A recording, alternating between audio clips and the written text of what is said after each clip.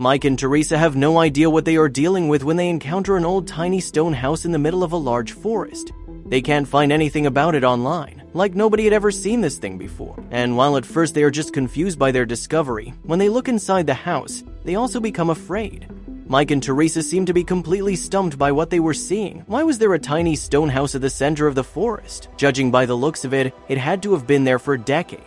They slowly and carefully started to approach it. When they were getting closer and closer, they started hearing a strange noise, not in any way native to the forest. They quickly managed to determine that it was coming from inside the stone house. Teresa used a phone to shine some light into the house and figure out what was going on. "Mike, you are not going to believe this." Mike saw her expression change as she slowly put her hand into the house, trying to get something out. But what had Teresa just found inside the tiny stone house? What was it even doing her in the first place, and why had nobody found it before? But before we continue, smash the like button, subscribe, and ring the bell so you never miss our upcoming story.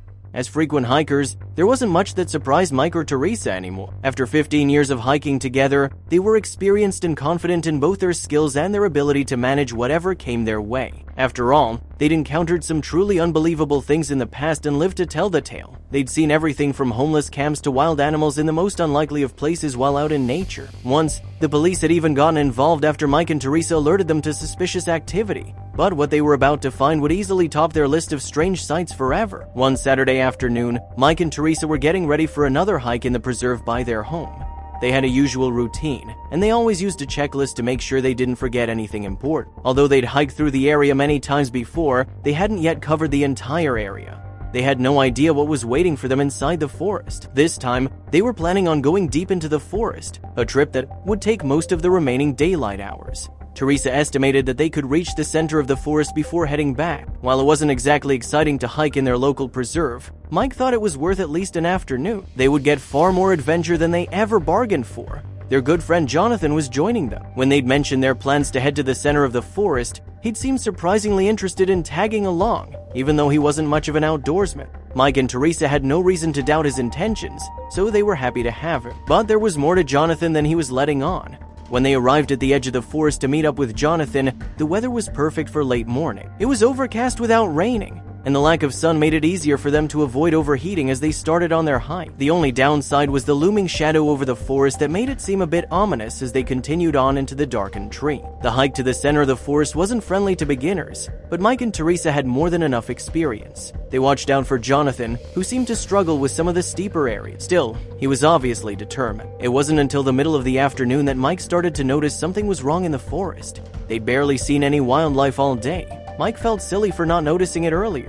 Normally, the preserve was full of small game like rabbits and squirrels. Even if they didn't see them directly, there was always some noise in the background. But that day, there were only a few birds circling in the sky. The other unusual thing is that none of the trails seemed to match up with their maps. Teresa had one of her own, and when they compared the two, they matched. But the markings in the paths in the actual forest were different. None of them seemed to go to the center of the preserve. Were they lost? Teresa suggested that maybe they weren't allowed to be in that part of the preserve, but neither of them had ever seen signs stating that. They tried to pull up a satellite view on their phones, but there wasn't any service in the more remote regions. Instead, Jonathan chose a trail and mentioned that maybe they'd find something soon. Mike and Teresa decided to follow Jonathan and continue going in the same direction as before. As they walked deeper into the trees, Mike couldn't shake the feeling that something wasn't adding up.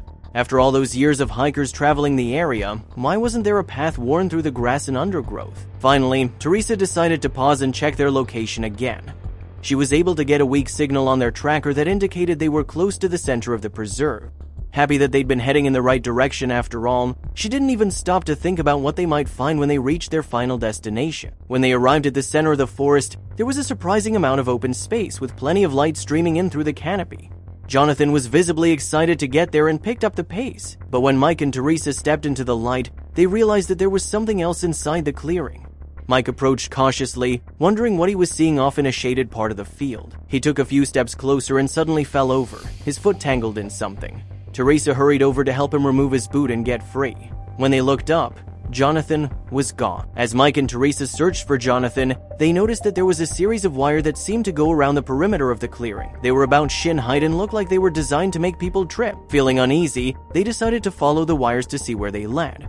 Up ahead, Mike realized that the structure he'd seen earlier was actually a small stone house. Based on the ivy, it looked like it had been there for decades. But why would anyone bother stringing wires around an abandoned home?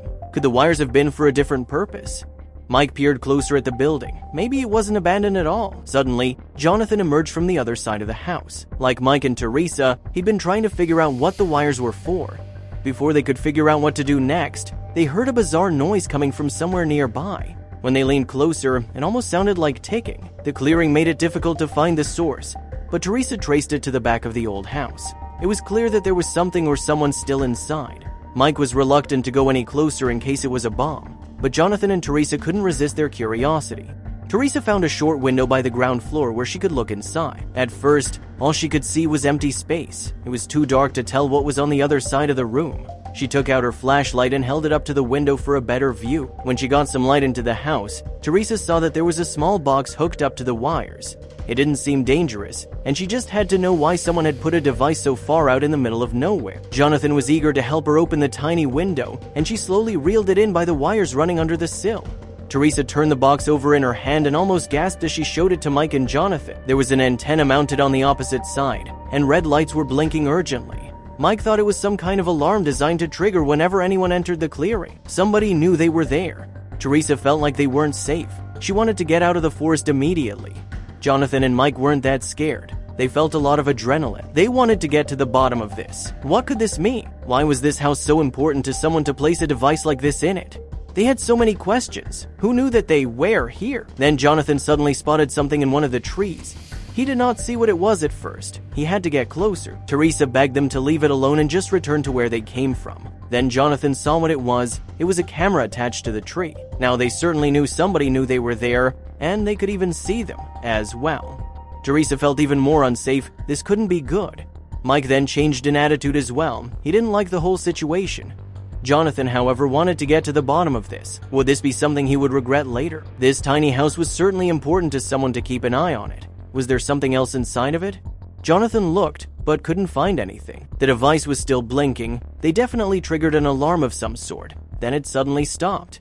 Teresa then heard something in the distance. She felt her heart stop for a moment. Who was approaching them? Teresa rushed to Mike and Jonathan. She warned them someone was approaching. The two men were still investigating the tiny house. They couldn't find anything of value. When they heard from Teresa that somebody was approaching, they did not want to stay. They wanted to return later. Then they heard footsteps. Without any hesitation, the group made a run for it. They couldn't risk waiting for someone to approach them. What if they had bad intentions? Jonathan took the device with him. He wanted to find out what it was. They then heard someone shout in the distance. Teresa was now even more afraid. The device suddenly started making sound again. Mike shouted to Jonathan to drop it. Jonathan was really stubborn. He did not want to get rid of it. Why was this so important to Jonathan that he couldn't leave it behind? Suddenly, Teresa tripped over a branch. Mike went back to help her. Jonathan, however, ran further. Mike shouted at him, but he wouldn't listen. He definitely had a plan of his own. Then Mike and Teresa heard dogs barking. They felt like they had to get out of here. They definitely had not experienced anything like this ever before. They still had so many questions. But their priority was to get out of the forest without getting harmed by what was chasing them. They felt like somebody was getting close. Their barking was getting louder as well. The dogs were tracking them. Teresa felt like somebody was watching them from a distance. She couldn't shake the feeling. Teresa hurt herself and couldn't run any further. Maybe it was best for them to see who was actually tracking them, and why.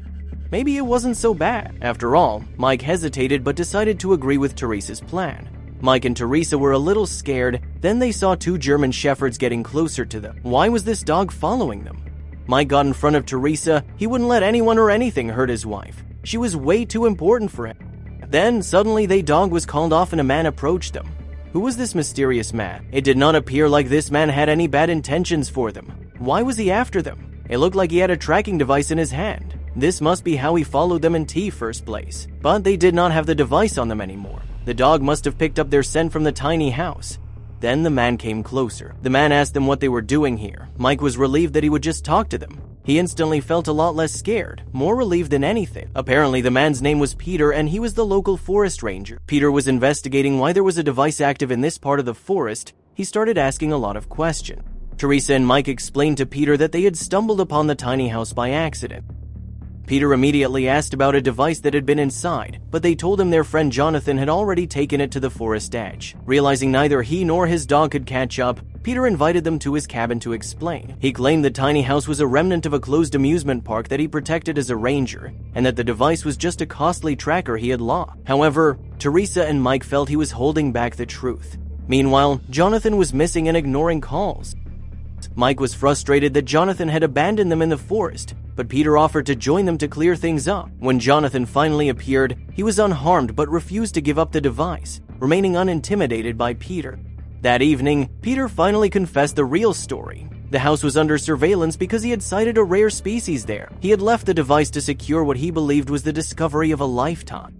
Disappointed that the mystery wasn't something more supernatural, Jonathan revealed where he hid the device and apologized for leaving his friends behind. They made a deal to let Peter claim the credit alone. Eventually, they read in the newspaper that Peter had successfully documented his discovery and thanked them for their help. Thank you so much for watching. If you enjoyed the video, please don't forget to leave a like, subscribe, and ring the bell so you never miss our upcoming videos.